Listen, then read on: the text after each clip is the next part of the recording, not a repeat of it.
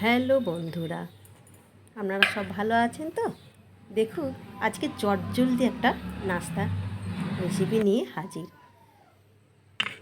মশলাদার আলুর পরোটা। তার জন্য আলু সিদ্ধ করে নিয়েছি আর একটু মশলা আমরা তৈরি করব এবং আটা নিয়ে নিয়েছি। মশলা তৈরি করার জন্য একটা প্যান বসিয়ে গোটা জিরে ফোড়ন দিয়ে একটু কিছু পেঁয়াজ কুচিয়ে দেবো, লঙ্কা কুচি দেবো আর একসঙ্গে একটা মশলা পেস্ট দেবো। গরম মশলা, টমেটো সব একসঙ্গে কুচি করে নিয়ে মশলাটা দিয়ে ভালো করে ভেজে নিয়েছি। ভালো করে ভেজে নিয়ে মশলাটা আমরা তৈরি করে নিয়েছি। মশলাটা তৈরি করে নিয়েছি। মশলাটা আলুর উপরে দিয়ে ভালো করে আমরা খুব তাড়াতাড়ি ঝটপট তৈরি হয়ে যাবে। আলুর পরোটা খেতেও সুন্দর লাগবে, টেস্ট লাগবে, আর কিচ্ছু লাগবে না। একবার শুধু এই পরোটা বানিয়ে দেখবে। আলুটা ভালো করে মশলার সাথে মেখে নিয়ে আটাটা আমরা অল্প অল্প করে দিয়ে যতটুকু লাগবে সেই পরিমাণ আমরা আটাটা মেখে নিয়েছি। এদিকে যেটুকু আটা ছিল ওটাই আমার লেগে গেছে। আমরা যেমন লাগবে দেবে। এরপর আটাটা একটু রেস্টে রেখে দেবো।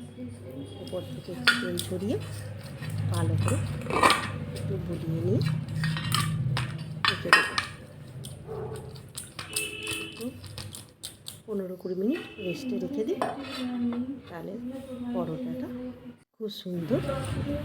দেখুন আমাদের রেস্টে রেখে আর ময়দাটা কত নরম হয়ে গেছে। একটু হালকা হাতে ম্যাশ করে নিয়ে বলগুলো তৈরি করে নেব। দেখুন আমাদের বলগুলো তৈরি করা হয়ে গেছে। একে একে পরোটা বেলে নিয়ে সেঁকে নেব। খুব সুন্দর, অসাধারণ টেস্ট হবে, অসাধারণ টেস্ট হবে। দেখুন পরোটা তৈরি হয়ে গেছে।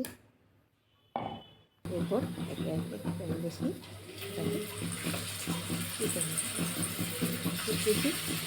তেলে আমরা ভাজবো না,